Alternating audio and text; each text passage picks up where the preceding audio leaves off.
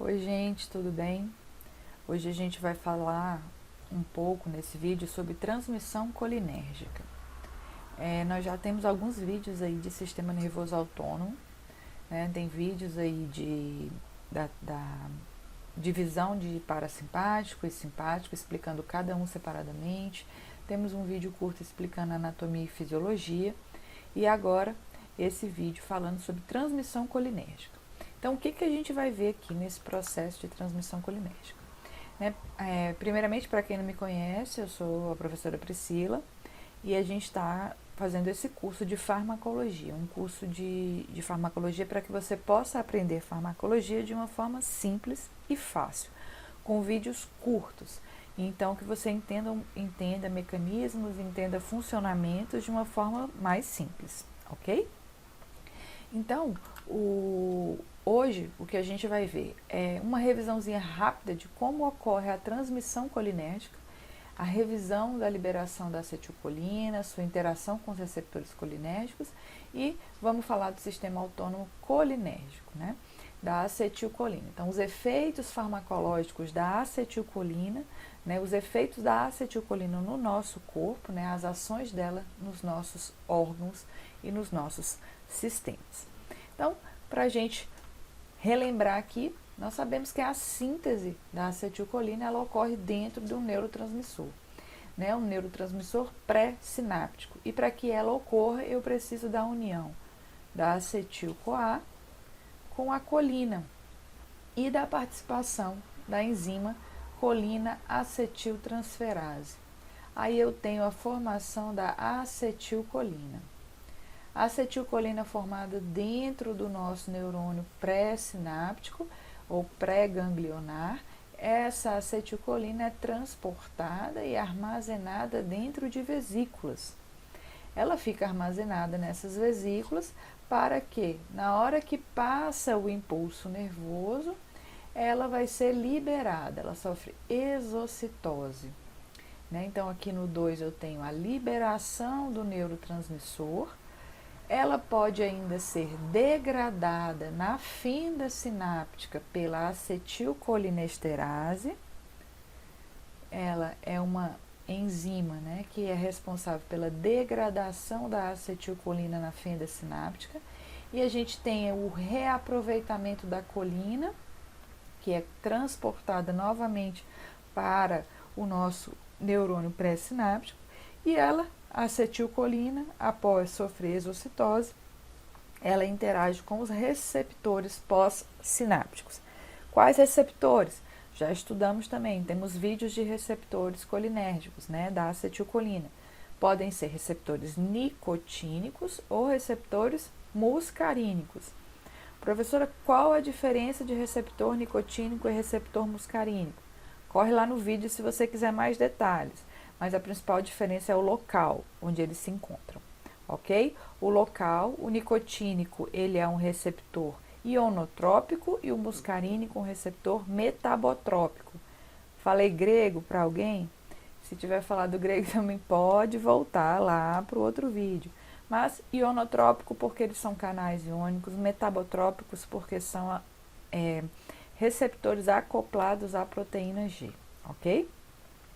Então, como eu disse para vocês, para que tenha aí a liberação dessa acetilcolina, eu tenho que passar aqui um potencial de ação. Então, o potencial de ação passa, eu despolarizo essa membrana, abro canais de cálcio, cálcio entra no nosso neurônio, e uma vez o cálcio dentro do nosso neurônio, a gente tem agora uma exocitose. Por quê, professora? Porque o cálcio, ele tem uma função contrátil, né? Então, ele vai facilitar com que essa membrana da vesícula se funda a membrana do nosso neurônio pré-sináptico para que eu tenha a liberação da acetilcolina aqui na fenda sináptica, ok? Então, cálcio passou, ocorre a exocitose do neurotransmissor. Esse processo de passagem do neurotransmissor ocorre para todos os neurotransmissores, ok? Que ficam armazenados em vesículas. Então, a acetilcolina foi formada, ela pode ser degradada pela enzima que a gente falou, acetilcolinesterase. A acetilcolinesterase tem uma importância na farmacologia. Então, a acetilcolinesterase tem aqui uma importância na farmacologia, porque a gente pode inibir essa acetilcolinesterase para aumentar a concentração de acetilcolina que ficará na fenda sináptica. Para que eu vou fazer isso, professora? Qual o intuito de eu inibir a acetilcolinesterase para aumentar a acetilcolina? O intuito é que quanto mais acetilcolina você tiver aqui na fenda sináptica, mais chance essa acetilcolina tem de interagir com receptores. Se o seu problema não é a expressão de receptores, e sim a carência de acetilcolina, quando você inibe a acetilcolinesterase, eu não tenho acetilcolina sendo degradada aqui na fenda sináptica, obviamente eu tenho o aumento dessa acetilcolina na fenda e uma maior interação dela com os receptores. Então, a acetilcolinesterase ela degrada essa acetilcolina, liberando colina mais acetato. Essa colina volta e esse acetato é fisiológico, ok? Então, a gente tem aí a inativação da acetilcolina. Essa inativação ocorre na fenda sináptica. Aqui um resumo, né? Produção, síntese de acetilcolina dentro do neurônio, né? Pré-sináptico, colina mais acetil-CoA, formando acetilcolina, armazenada em vesículas, para que essa vesícula sofra exocitose, liberação do neurotransmissor, eu preciso que ocorra a passagem de um potencial de ação, para que os canais de cálcio se abram, exocitose, liberação de acetilcolina. Aqui, a acetilcolina pode interagir com os seus receptores, muscarínicos ou nicotínicos, e pode ser degradada pela acetilcolinesterase, liberando acetato e colina. Então, essa colina vai ser reciclada, ela volta para o interior do neurônio pré-sináptico. Então, mais de 50% da colina que é produzida, ela é, né, que é produzida da degradação da acetilcolina, ela é recapturada. Né? Então, e o restante, professora? O restante ele é consumido fisiologicamente para outras funções, ok? Aqui só para a gente relembrar, receptores nicotínicos são aqueles que são ionotrópicos, eles são canais iônicos, respostas extremamente rápidas. Eu tenho o receptor nicotínico MM e NN. Eles são receptores pentaméricos, ou seja, formado por 5 subunidades, sendo a subunidade alfa o local de ligação da acetilcolina. Professora, tem 2 subunidades alfas? Exatamente, eu preciso de 2 moléculas de acetilcolina para eu ativar esse receptor. Receptor muscarínico são receptores acoplados à proteína G, receptores metabotrópicos. São receptores metabotrópicos, eles precisam que a proteína G se ative para que então a gente tenha a proteína G sendo ativada, ela ativa um efetor que ativa um segundo mensageiro, que é o responsável pela função que vai ocorrer na célula, ok? Eles são classificados de M1, M2, M3, M4 e M5. Então, agora a gente vai entrar nos efeitos que essa acetilcolina ela gera nos nossos órgãos e nos nossos sistemas, né? Então, o que a acetilcolina faz nos nossos órgãos? A gente já viu que a acetilcolina ela é responsável, né? É o sistema nervoso parasimpático, é o nosso momento de relaxamento, né? É o momento de digestão do nosso organismo, contrário do simpático. Então, vamos ver agora alguns órgãos separados. Por que esses órgãos especificamente, professora? Que você vai mostrar. Porque são os órgãos onde eu tenho medicamentos, certo? A gente tem fármacos agindo nesses órgãos. Então, primeiro a gente vai ver a função fisiológica dessa acetilcolina, para que num próximo vídeo a gente possa ver a ação dos fármacos. Então, no olho, né, na nossa lente ocular, nós temos aqui o receptor muscarínico M3. O M3, ele é um receptor do tipo excitatório, né? A gente viu M1, M3 e M5 são excitatórios. Então, ele vai ser responsável, né, a acetilcolina, quando interage com o receptor muscarínico M3, ela é responsável pela contração da pupila e a acomodação da visão para perto. Então, eu tenho aqui uma contração da pupila. Opa, voltei demais. Uma contração da pupila, certo? Como vocês estão vendo. E é responsável pela constrição da pupila. Então, acomoda a visão para que você consiga enxergar mais de perto, certo? Então, é a famosa miose, contração da pupila, né? Então, a gente tem também a contração desse músculo ciliar, que vai fazer a acomodação da nossa visão. Ele se acomoda para que a gente consiga enxergar de perto. A gente tem a visão perto e longe, automática pelo nosso corpo. E quem é responsável por essa acomodação da visão é o músculo ciliar. Então, quais são os efeitos de usar agonistas muscarínicos, né? Ou seja, da acetilcolina no nosso olho? Eu tenho um aumento da saída do humor aquoso. Eu facilito a drenagem desse humor e reduzo a pressão intraocular. Isso aqui facilita o processo, né? Ajuda quem tem glaucoma, certo? O que é o glaucoma? Aumento da pressão intraocular. Por que ocorre aumento da pressão intraocular no glaucoma? Porque eu tenho uma dificuldade na drenagem do líquido, do humor aquoso, né? Do líquido ocular. Se eu tenho uma dificuldade nessa drenagem, ele fica retido. Então, vamos voltar aqui para a imagem do olho. O que acontece aqui com esse olho? Aqui nós temos um líquido, né?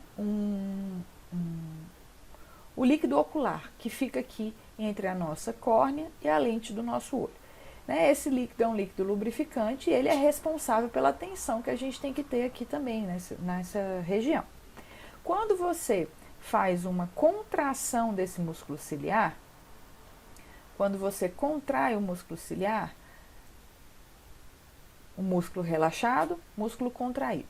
Quando eu contraio esse músculo ciliar, vocês estão vendo que quando ele está relaxado, eu diminuo o espaço para a passagem desse líquido aqui. Então, esse humor aquoso, ele fica aqui. E ele pode sair por esse canal de Schelm.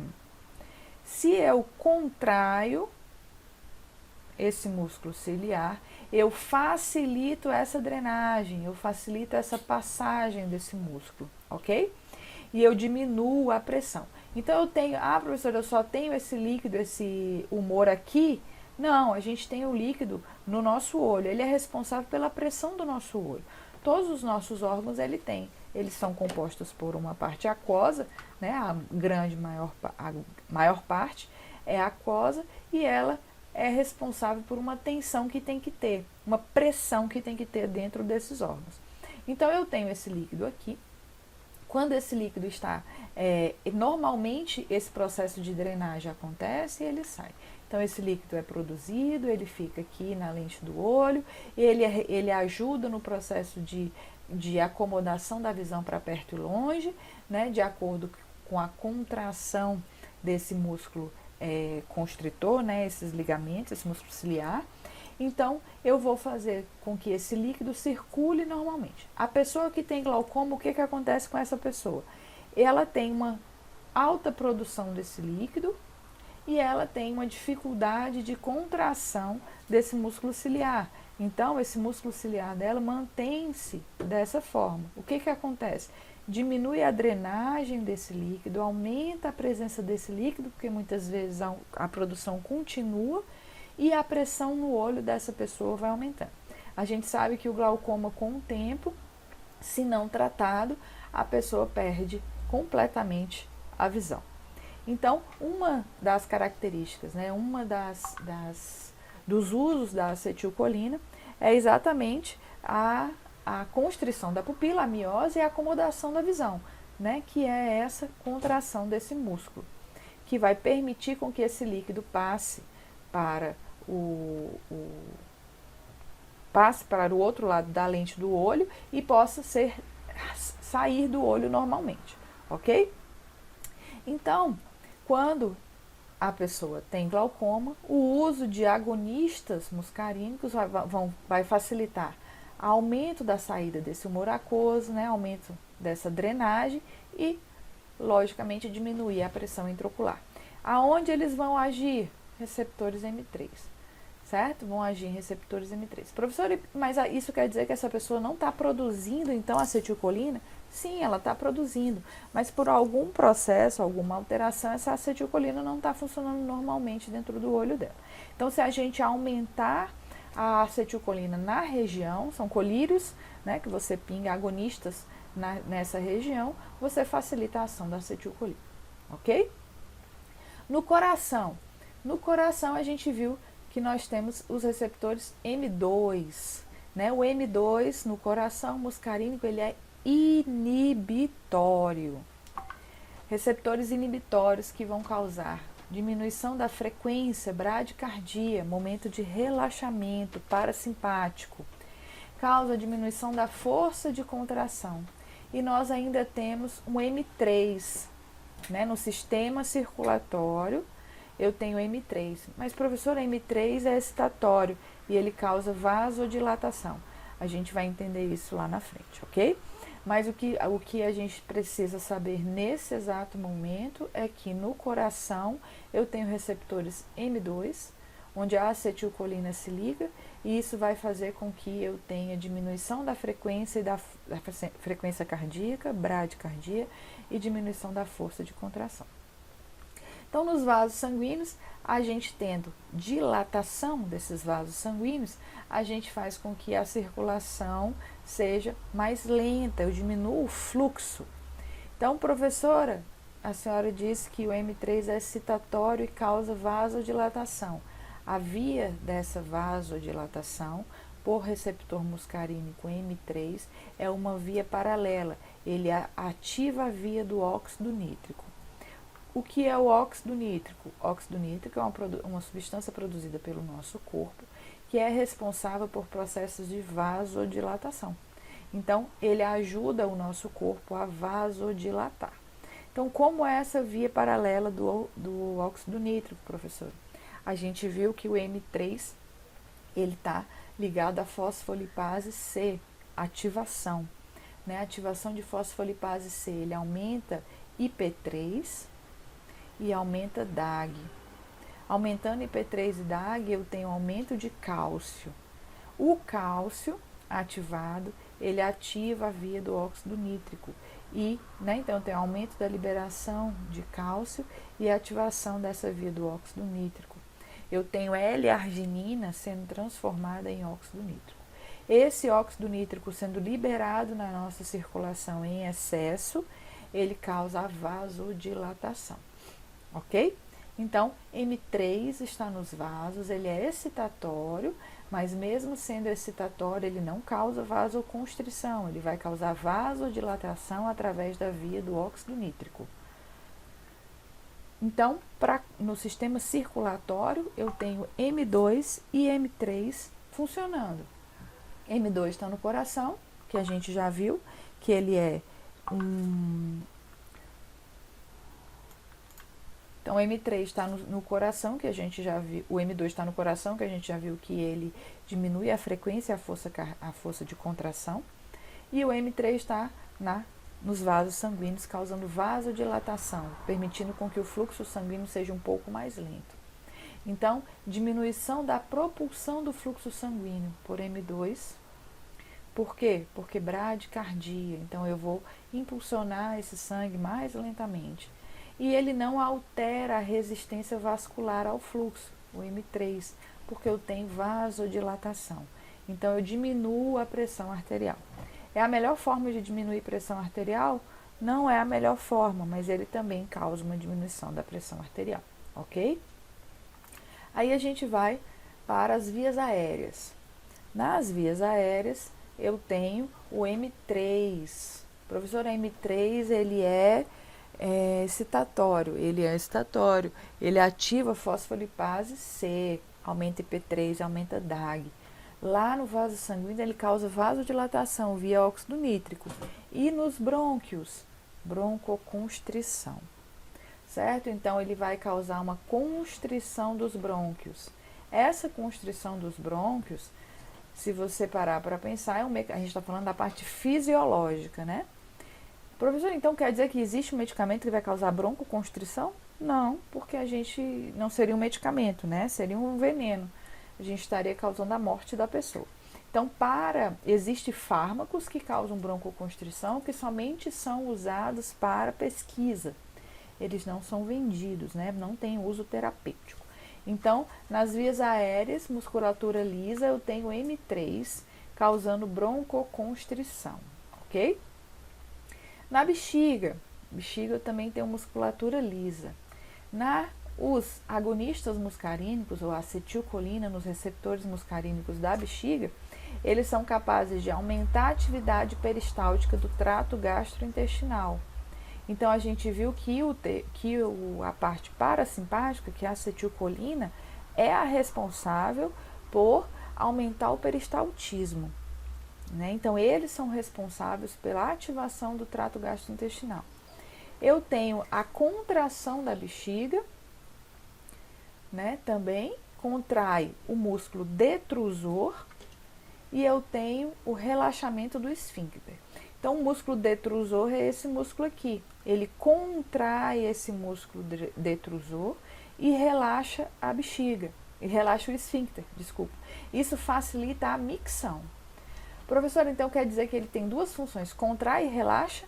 Sim, ele precisa contrair esse músculo aqui para que a gente tenha uma força para esvaziar essa bexiga, e ao mesmo tempo eu tenho que liberar o esfíncter, porque senão essa força que eu emprego aqui vai transmitir essa energia para cá e eu vou prejudicar o esfíncter, a uretra, né? Então eu tenho que contrair o detrusor para que o líquido que está dentro da bexiga, né, a urina, consiga sair daqui, e eu tenho que abrir, relaxar o esfíncter para que ocorra a micção. Então, essa é a função dos receptores muscarínicos na bexiga. Eu tenho aí no trato gastrointestinal, a gente tem o M3 também. Então, eu tenho estimulação do trato gastrointestinal, aumento de peristaltismo, relaxamento dos esfíncteres e aumento da secreção gástrica, certo? Então, eu tenho aumento de secreção gástrica, relaxamento dos esfíncteres e peristaltismo, facilitando digestão e a evacuação, relaxamento dos esfíncteres. Então, no fígado, nos rins, eu não tenho nenhuma função da acetilcolina, nada que a acetilcolina possa interferir diretamente no meu fígado e no meu rim, mas na bexiga eu tenho o M2 e o M3, como a gente conversou. O M3 causando a contração lá do detrusor e o M2 o relaxamento do esfíncter para que a gente tenha a micção, ok? Nas glândulas, a gente viu que o sistema parasimpático ele é responsável aí pelas nossas glândulas, né? Então eu tenho que ele é responsável pelas nossas glândulas, não, desculpa, que ele está presente nas nossas glândulas, pela exocitose dessas glândulas.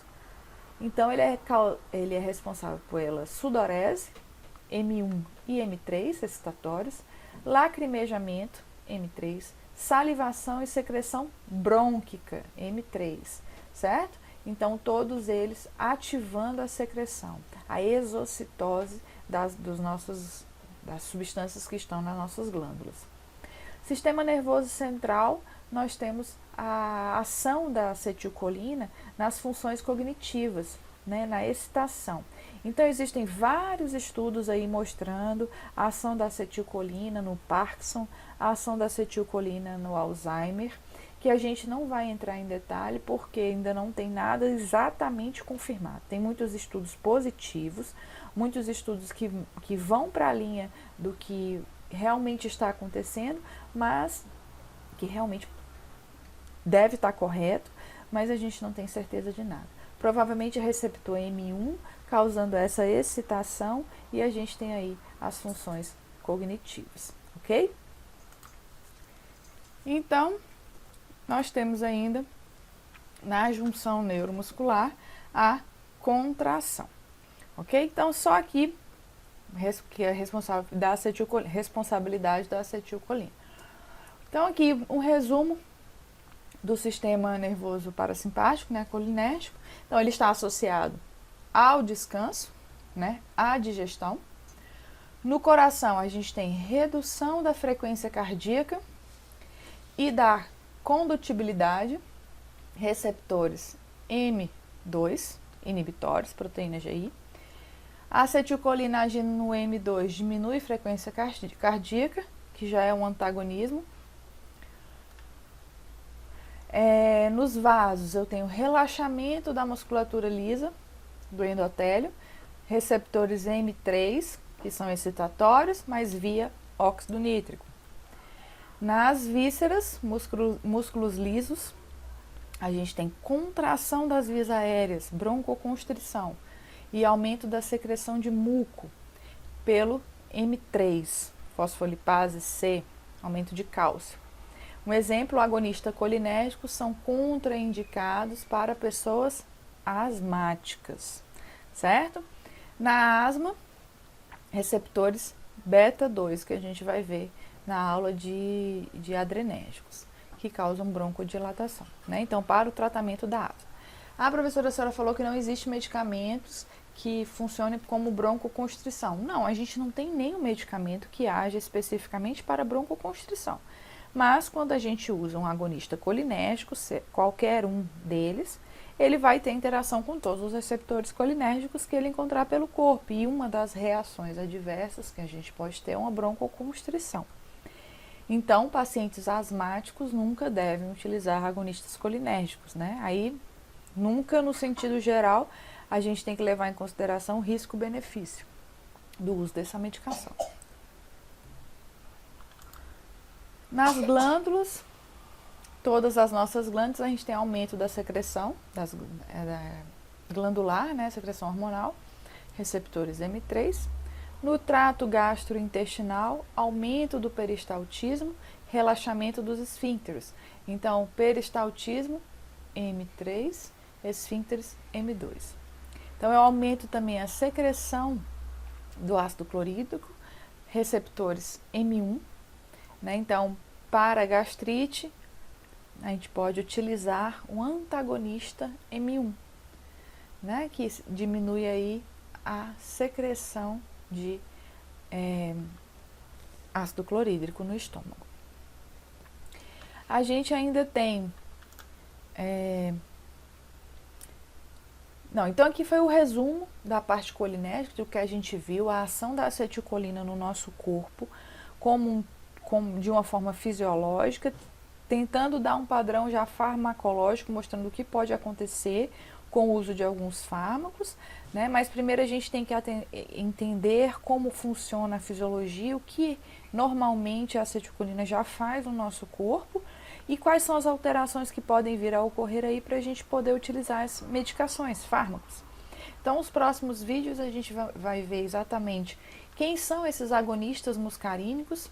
Eles são, as drogas colinérgicas, elas são divididas em agonistas diretos, indiretos e os antagonistas. A gente vai ter um vídeo para cada um, explicando cada um, funcionando, né, os principais usos desses fármacos, ok? Então, para quem gostou, dá um joinha aí, um like, compartilhem o vídeo, se inscrevam no canal para me ajudar e a gente se encontra no próximo vídeo, ok? Até mais!